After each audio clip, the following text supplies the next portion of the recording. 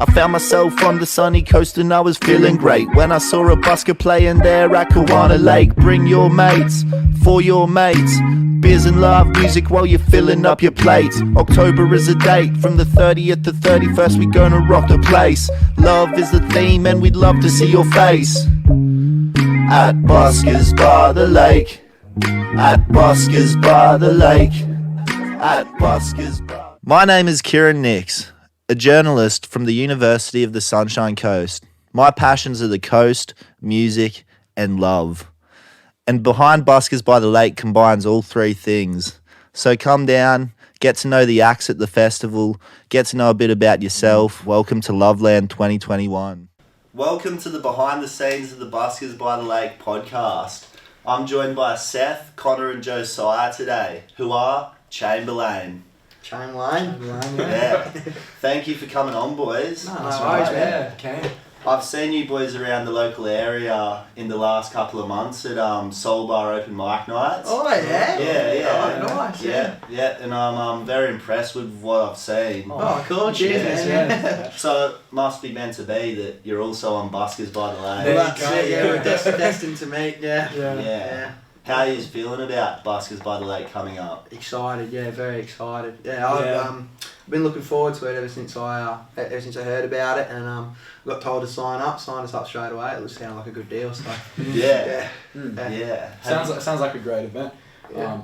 I'm keen to play with all these different people and even see everyone else. Even just to see other people would be great. You know? Yeah, just for like socialising and networking. Exactly.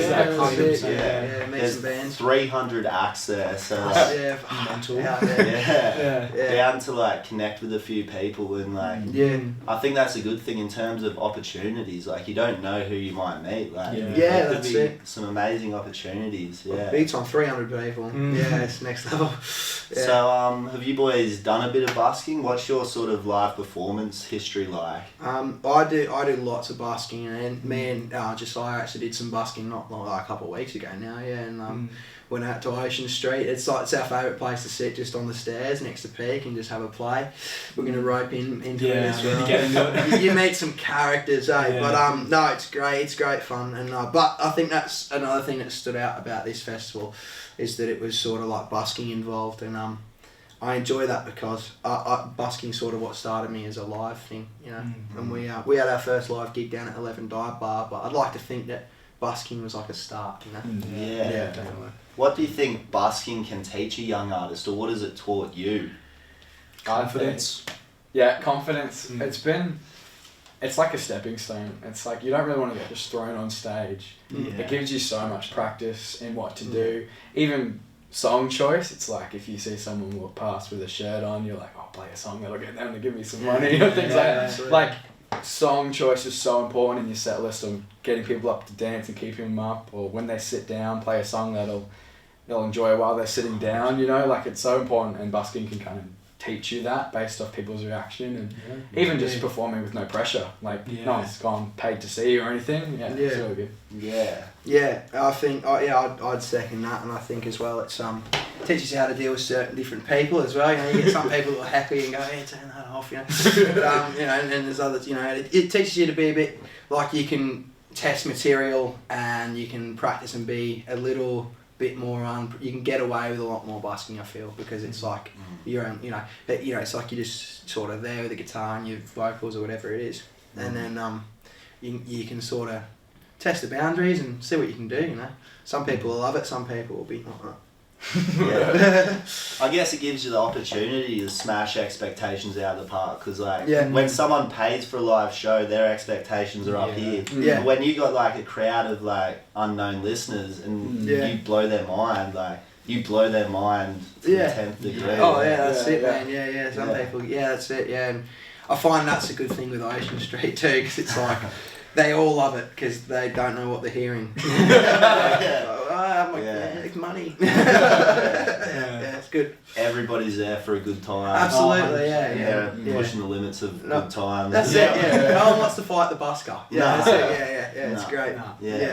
How does it feel when you get those good reactions, when you see people moving to your music? What is that feeling like? Oh, next level. Yeah, especially when we Especially when we did like 11 Dive Bar, for example, we had like, it was our first time like where we properly had people up the front really dancing and going like loose, and I thought especially because we did an original set too, so it's like people dancing to something that you created in your bedroom a long time ago. You know, that's really crazy. It's surreal, big time, And I think the crazy thing about that is that like at one point you would dance into somebody else's music and then you can pass that along. Well, that's and same thing busking, like when we go busking at Ocean Street, it's cool when we're playing a stripped back version of a song that one of us wrote, and you get people just like walking past, not necessarily just here to listen to music even, they're walking past and go, hey, that's good, and you're like, I wrote it. Yeah, exactly, I wrote that. Yeah. Like, no way. And a lot of time you get they'll come up and they'll go, this is better than what's going on in there. That's cool. DJ music. We're going to sit out here and listen, and that's cool, because it's like live music needs to be brought back, I feel. Absolutely, And with the we had Simo and Cam from Little Mound Music on last week. And they were talking about the Sunny Coast in the 90s, saying how it was a real hub for like the biggest bands in Australia, and like all pubs all around the coast were putting bands on every weekend. But with 11 Dive Bar and Soul Bar doing open mic nights, I think they're really bringing that back. And like you boys are obviously making the most of that too. Absolutely, every chance we can get, even if it's playing like some backstreet bar at some ridiculous hour, it's like you got to take every opportunity you can get, because you're playing live music. There's nothing better than that. It's not about anything else, it's just about playing music and just for people, The best thing about the open mic nights is that when we practice together, you're not really practicing in front of people.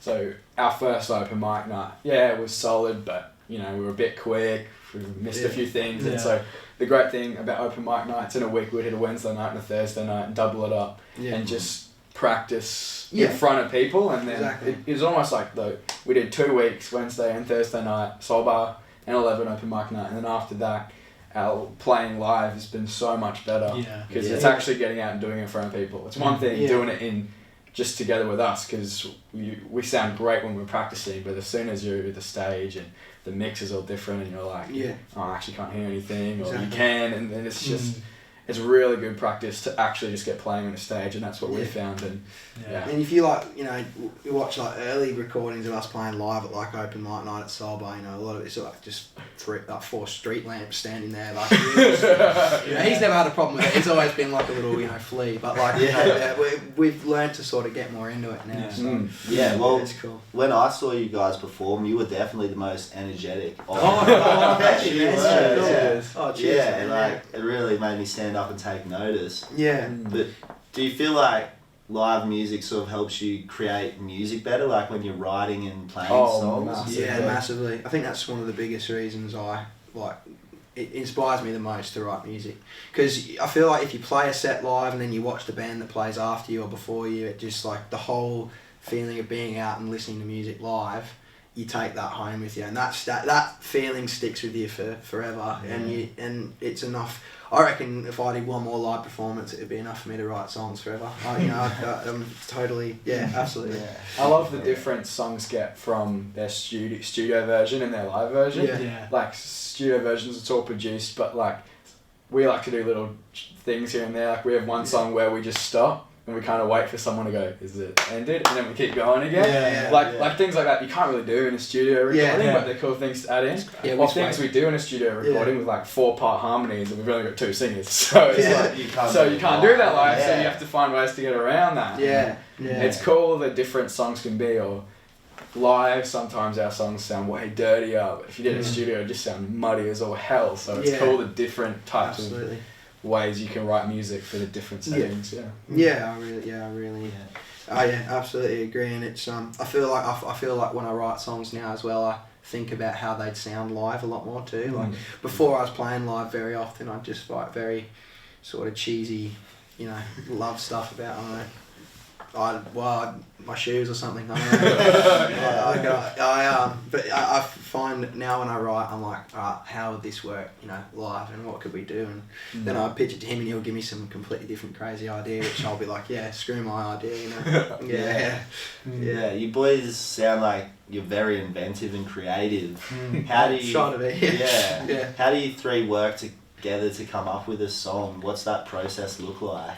Well, I a lot of the time I'll just sit there with an acoustic in my room and just write. I'll find the chord progression first and write to that, and then I'll take it in. I'll either like it or I'll go, I hate that, and I won't show them.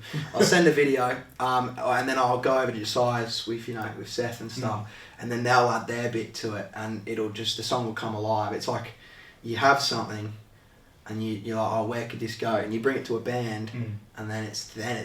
Then it's alive. Yeah, it's like Yeah. I find writing songs really annoying because they come at the worst time. I'm like, I've got work tomorrow. I need to be in bed. It's like 1 o'clock in the morning. And I'm like, I need to write a song now. Or my head's spinning or whatever. And that's where some of the best songs have come from. But bringing him to the band and getting Seth on the drums is the biggest difference, because you play it on acoustic guitar and you're like, I can hear drums, and you're like playing really hard to try and get this up, and then you get Seth on the drums like, this is it. It's always the thing, like as soon as I've got a song and I'm showing it to the band, Seth will do something and I'll go, oh yeah, that's it, that's what we needed, thank you. I'll definitely give credit to these two boys most, because they are the songwriters out of anything. I'll just give myself credit for playing the drums. He's too modest, the main thing. Yeah. And how is it for you, Seth? Do you just listen to the tempo of what they've got or the feeling of what they got and try to match that, or do you come in with pieces that you've pre-thought up? I don't really pre-think. I usually just go on the spot. So whatever sounds like, whatever the vibe that Josiah's written, and then I'll try to go with that. Or if he has an idea already, and I'll try to implement that into the song and stuff. So it's a lot on the spot really. Which is, I don't know if that sounds professional or not, but it works. It's a lot like ping pong, kind of the way the songs work. It's kind of like we come up with the bones of it, the chords and the lyrics maybe, or even sometimes I've got chords and a melody and I'm like, I can't write words, send it to him, he's pretty good with words. But like we're all got really good strengths, and so it's kind of like we bring it, go, let's try this. And we're like, no, that sucks. Or let's try this little Beach Boy thing, and then someone else will go, no, that doesn't sound good. It's a punk song. Let's go. It's just things like that. It's fun too, and lyrics are one of my favourite parts because I just like to. Which is funny because in real life I'm not too good with words, but like when I write a song, especially if I'm writing one about a girl or something, it's like, if only I'd said that to her. Very true. But it's like no, instead it just came out like. Don't worry about it. So it's like it's interesting, but I find that I like to listen to music that tells a story, and when I hear something, I like to learn a little bit about the person who wrote it almost when I hear it, and that's inspiring to me. So when I write a song, I'm like, I've got something, but as soon as I hear some bass and a harmony and some drums, it's like that says something. I think the music can speak more than the words a lot of the time too. Like it all needs to tell a story. Yeah, absolutely. You can have the most complex music. Yeah. But for me, if it doesn't tell a story or match what it's going on, it doesn't really work. And so, as a bass player, I don't necessarily want to be playing the biggest bass riffs. I just want to be in the pocket, supporting the song and trying to just. Yeah. And it's like that. I think that everything's put there for its reason. That's why he says that we're songwriters, but he's a songwriter too, because I feel like when what his drums are doing, they're in certain parts for a certain reason and to tell something different. So he's a songwriter too. He just won't say it. Just very humble. No, I think that's it. Art is just an expression of yourself, and if you can put yourself in your art, people are going to gravitate to it. The art is going to take off and do its own thing. Absolutely. It's all about putting yourself into your music. Absolutely. Do you find that a lot with like hip hop and writing rap and that? Yeah, well that was the whole thing. Like, I'm not a musical dude. I haven't been able to play a guitar or the drums, but I've always loved hip hop. To be honest with you, for a long time there I was like, why would I rap? I live on the sunny coast. I'm literally I'm a white boy from the sunny coast. Rap. Yeah. But then I reached a point where I just kept rapping and kept talking about my stuff in it. And I was like, it fits the flow, like it works. Why would I not? Like, you know? Well, and I find once I thought what hip hop should be and just did what I wanted it to be, it became easy, you know? Well, I used to be a rapper. It was a time, see, you're good at it, I wasn't. You know, but I do like to think that in some way, it's not the time in my life I look back on and go, woohoo. But, you know, it taught me a bit about timing and a bit of this, bit of that. So it's like, I think everything happens for a reason, but you're actually good at rapping, you know, I wasn't so much. I don't know if there's anything such thing as a bad rapper. I think rap's mainly about confidence. If you can get up there and, like, you know, ODB, Old Dirty Bastard. That's it, He wasn't that good a rapper, but like, he was just crazy. And we kind of watched him grow up from rap and then start listening to the Beatles and get into all this band stuff. And the rap stuff, as much as he's ashamed of it, was so good. Like, I think one of the reasons he really loves the lyrics of the song is because that's what rap's about, is all the words and the flow of it. And then that's what I think is his big thing, is he's so good at that, and the way he's kind of transitioned from that has actually worked really well. Now he's a great singer-songwriter, ashamed of his rap days.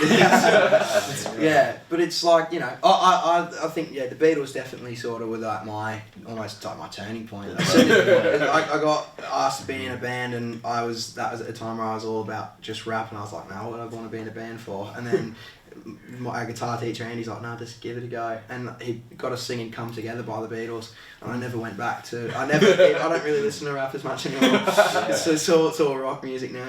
You see, you brought up "Come Together." I feel like that was one of the earliest examples of a white bloke rapping, like the way John goes on that seriously, like, he's basically hitting that that flow of the rapper, because the melody's almost like monotone in a way, but like you can do a lot with it.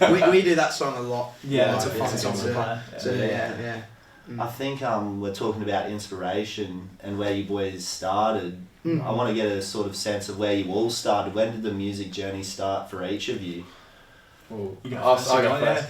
Oh, well, I grew up in a musical family. My dad's a drummer, my mum's been doing lots of music stuff, so I've been like playing keys since maybe I was 6. I don't really play keys anymore. And then I picked up the guitar and slowly transitioned to bass because I really love the way bass serves a song. I'm not necessarily doing the cool stuff, but I'm doing the important stuff. And I really like directing the band musically, and so bass kind of gives me the opportunity not to be thinking about the licks and thinking about everyone as a whole and how we blend together.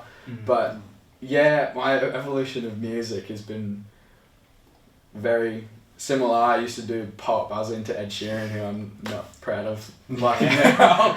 But like, it's grown into all this like rock stuff, and it's given me the backbones of what I do now. And so I do lots of guitar and lots of bass and singing, and that's where I came from. That's it. And he is the director, Like, without him, we'd just be all over the joint. For me, I grew up in an artsy sort of house. Like, well, my mum, she was a drama teacher and she loved her acting, but she was also a stand-up comedian back in the day. So maybe that's why I'm so funny. But you know, she just loved her theatre stuff, and I just loved being able to express yourself. I was never good at sports or nothing like that. You know, I was never good at all that sort of stuff, and I certainly wasn't good at talking to girls or anything. So I needed something, and I was always passionate about music. I always loved it, just the way it sounded, the way it made you feel. It's a universal language, and I think it's something that the world has in common. And I got into rap, but my mum loved a lot of rock stuff. She loved the Queen and all that sort of stuff, and then my dad, he loved Oasis and all that. So those sort of merged in a way. So I dug up, when I got into rock music again, like I sort of discovered more of the Beatles on my own. But then when it came to like, I just dug up heaps of my dad's old CDs of like Oasis and all that sort of stuff, and then my mum's old Stereophonic CDs and like David Bowie and Queen, and I don't know, it was just, it opened my world up completely. And I was in a band with him and someone else, and then we ended up just turning that into what this is today. And I don't know, it's something about being in a band that nothing tops that feeling for me, especially it's one thing being in a band and playing music that you like and music that you've written. It's another thing being in a band with like two people you consider your brothers, you know what I mean? That's and that being on stage with these two, that's like, I'm pretty set. Like, I'm all good, eh? Like, we've got him behind me and him on my right, just smiling at each other. Yeah. And that would make it more comfortable too. Yeah. Having two people that you feel supported by. Well, that's it, and it helps with the chemistry of the music and the way it works. Because we all hang out outside of the band too. We had heaps of nights out. We went and seen a tribute band the other day, and it's really good. But to make a long story short, I just gradually realised that the one thing that I've always been good at, or decent at, and the one thing that I loved and am most passionate about is music. So being able to make other people feel the way, like what Story Morning Glory made me feel, that is that's the goal. Yeah, absolutely. I've just been surrounded by music my whole life. I'll definitely thank my mum for that, because just listens to everything under the sun. But I picked the drums up when I was about 6 at a mate's house one time, because he had a friend who played the drums, and then I just picked up sticks and just started playing another one, Bites of Dust by Queen, and then loved it. And then, but I sort of dropped out for a bit there, didn't know what I wanted to do, and then, like I said, joined a band with Connor and another person from school, and just enjoyed it, just loved it, and then really put my mind to the music, and then just wanted to keep doing it, really, and it's just been an addiction ever since like grade 9, so I think a big thing about our story actually was school, because we went to school together, and I definitely think our music teachers whipped these guys into shape. 100%. Do you want to give the teachers and the school a shout out? Yeah, absolutely. Definitely. The big ones would be Andy Eastwood was our guitar teacher, who's our band manager. He's been one of our biggest advocates since day one. We actually recorded all our music with him, so he's sick. And he's just a dude. He's a good. So you've carried that relationship. We still talk to him. He sends us memes and stuff. Sent us a meme this morning. Awesome. But and then also Miss Cook and Miss Carly Cook and Courtney Duncan.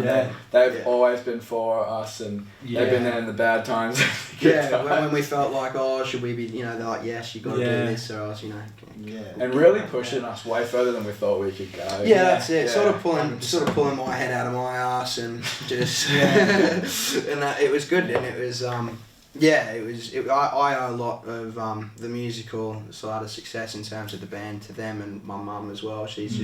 My mum's just a massive influence to me as a person and musically. She loves her music and she loves her pulp and that sort of stuff. And I just she's a massive inspiration to me, and as were the teachers at our school and these lads as well. I get to work with he's like one of my favourite songwriters. He's mine. That's the dream. Yeah, that's it. You got your favourite songwriter and you already get to work with him. Yeah, exactly.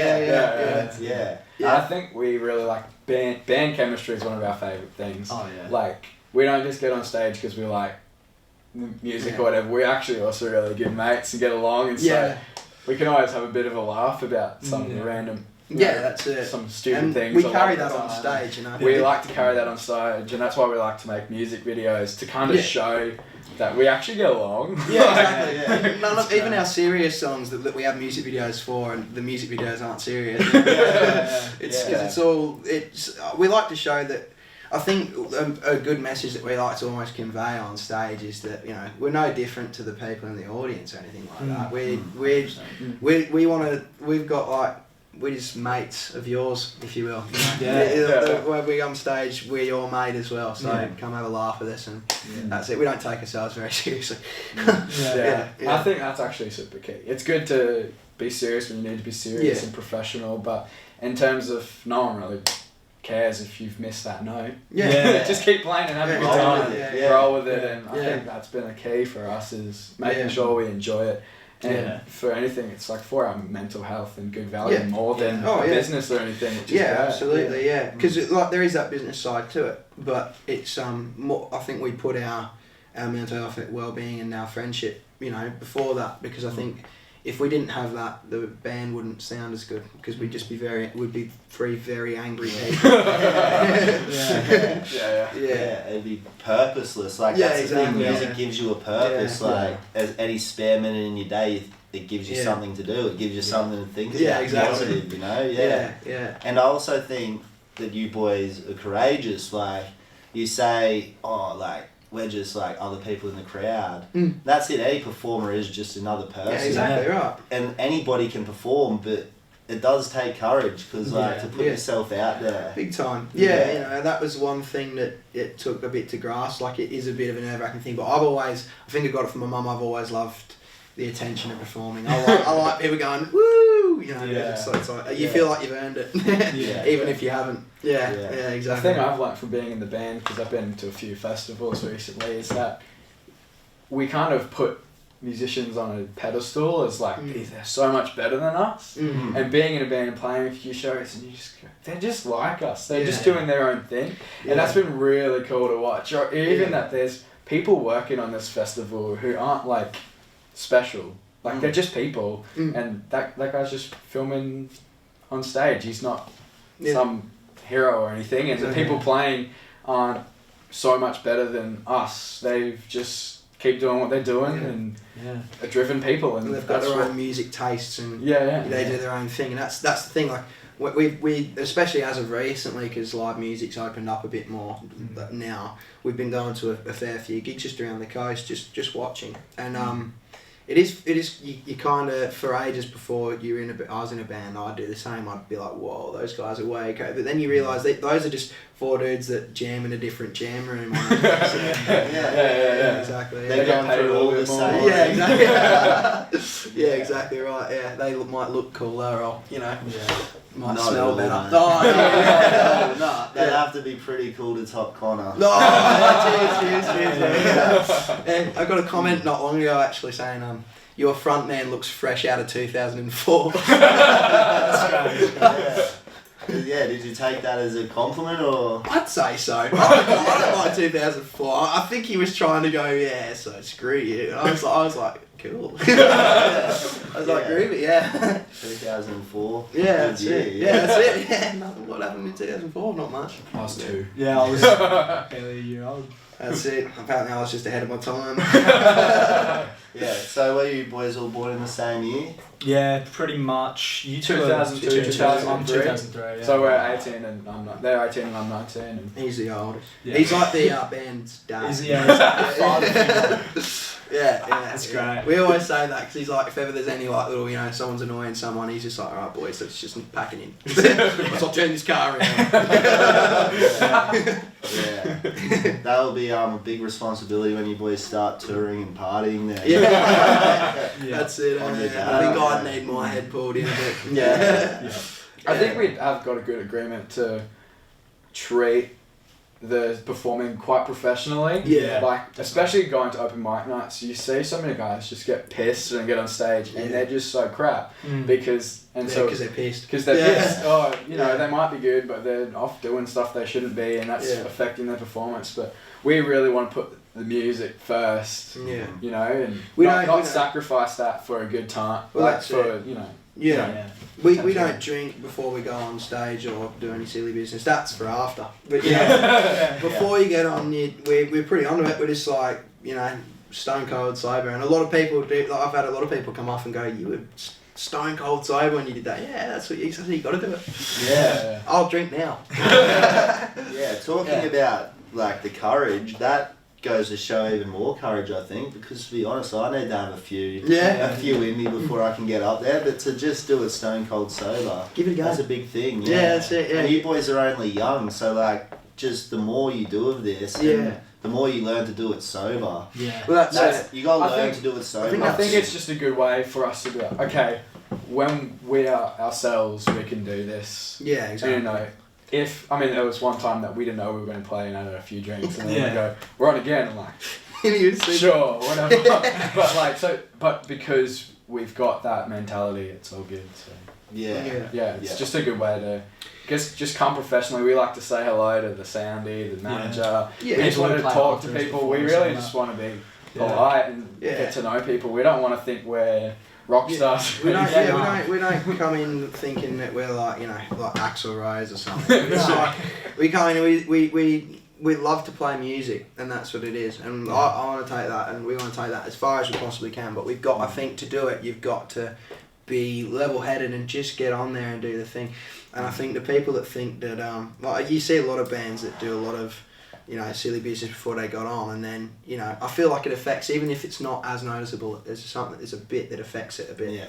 And then, you know, there's that whole excuse of like, oh, it makes us play better, but I'm like, no, I'll give it a go. That's it. That's it. And I think people, like, especially people working at the venues you go to, if you're there for the music more than yourselves, they're going to be more willing to help you out and more just open to help you, I suppose. Exactly. Yeah. Our biggest thing is like, don't blame anyone else for mistakes that yourself has made as well. You know, you see a lot of people that might go up and they just blame the sound guy. It's like, but like, no. Oh, the sound guy had mixed terrible. Yeah, it's like, no, you were just terrible. Yeah, exactly. Yeah.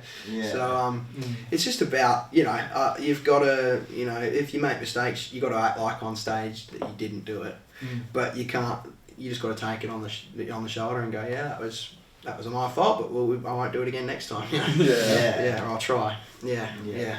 And I think it's good to see you boys getting a start as young as you are. Yeah. And we've talked a bit about your past. So I guess the next question is, what is Chamberlain's plans for the next year to 5? Next year to 5.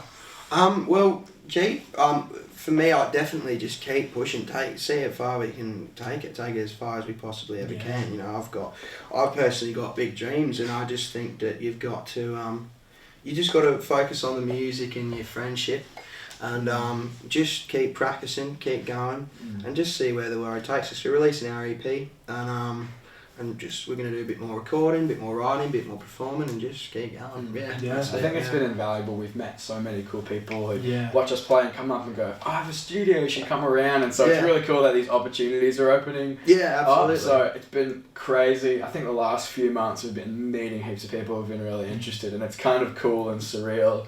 So we hope it's getting bigger. We just want to keep playing, keep doing what we're doing. Exactly. We love recording music, writing music, playing together, and essentially just keep doing that. Exactly, because at the end of the day, I'm in a band with 2 people that I really like, you know. So and, you know, they're like family. So I'm pretty sorted regardless. Yeah, exactly. We've got big dreams and big plans, but if this is all we're doing, busking's by like every year, we'll be back. We could do a lot worse. That's it. Happy to just be making music and keep going. Oh, big time, And plus, it's so much on just like chance or who you run into to become a big thing, and so it's just like, just keep introducing ourselves to people, because you never, keep like chasing you said, it, keep being driven, never know what'll happen. Exactly. And I think that's it. You just gotta, like you say, you never know who's watching. You never know. Just be. I think that's a big part of why we're so professional on stage, and then when we get off, we're not so much. But like, it's like, you know, we've got you got to play like you're playing Glastonbury every time, because if you're on your ball every time, someone's bound to be watching in there somewhere. You know, you just got to keep going. An opportunity might present itself. Absolutely. Will present itself. You got to act like it will. Manifest it. Exactly. I'm keen to I guess see you boys at Buskers by the Lake. Yeah, it'll be good. Before, even more keen to see us after. That's it, mate. We'll get you on we'll get you on the Love Lounge. I think we're gonna have some backstage interviews. Sounds good. We've got that in the works with Cindy and the festival. We'll be there. Best believe it. That would be amazing. And then, absolutely. I suppose, have you got a set list ready for the festival? You got your songs ready to go? All good to go, pretty much. Just going to keep practicing, getting them down, and try to be as best as we can. All originals? We sneak a few covers in there. But predominantly originals. But there'll be a few little cheeky covers for the... we love our originals, but there's a few covers that we just play and just... I'd say the covers are very appropriate as well. Yeah, exactly. They're very us. That's it. A bit of Beatles? I don't want to give too much away, but it'll happen. Big time, man. But there's so much original stuff that we've not even recorded. We probably wrote last week. You know, like So there might be a song that we literally wrote the week before, and we're like, let's just chuck it in the busker set. See how it goes. Yeah. You know, and we're getting. It's good because it started with just open mics, and then through that, it started with busking really, and then that formed into getting in a band, and then going to an open mics, and then 11 Dive Bar, they really liked us, and they got us on opening for a good band called Bad Neighbour. And I think that it's good because I think it's a good message to any band that's starting out. Just keep doing it because someone will appreciate it, you know. And I think it was a good year of us doing it for ages, and people were just a bit like, go away. But now it's like we got out there and they appreciated us, and we got a spot. So, and then the more and more spots you get, you know. Yeah, realise you're not messing around. Yeah, that's it. Yeah, here to play no games. Maybe a few. Yeah. And also, I think it's just contributing to the Sunny Coast music scene massively. Having people your age, our age, just actually stand up and start to create music instead of waiting for music to come to us. Actually create it. Oh, big time. And I think, I think with Buskers by the Lake, that's what I love about it.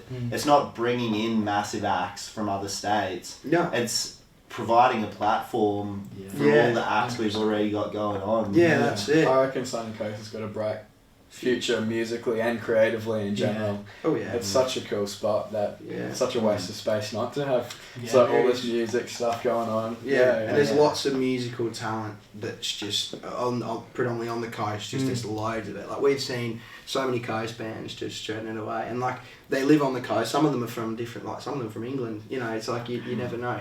But the coast has a bright musical future ahead for sure. Yeah, and does the coast inspire you, sort of? Is it helped you to write music? Yeah, well, I think, I grew up most of my teenage life here and, like, into my young adult life, and I met, my favourite people are all here, you know.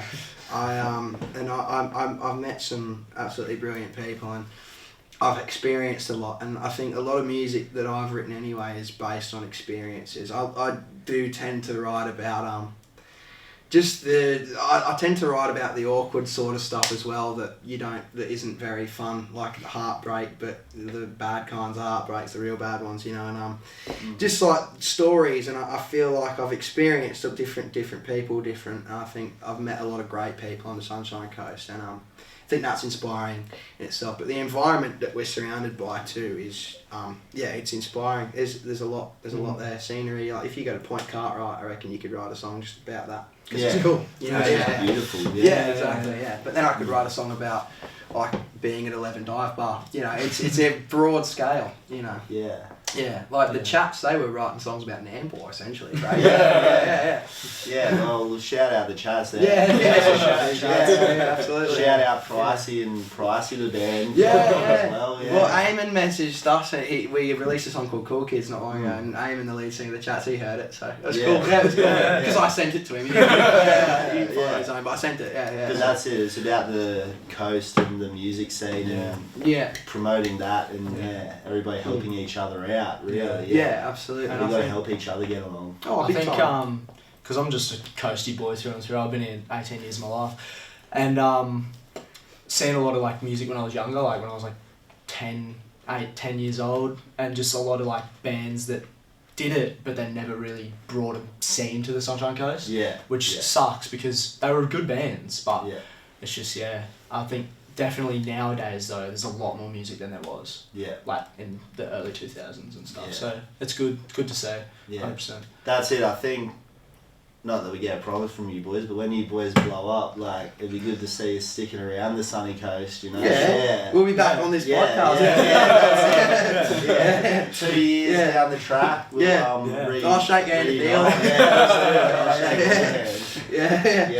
We'll do the reunion podcast. The boys are back in town. Only it'll be out the back of Night Quarter. Post headline.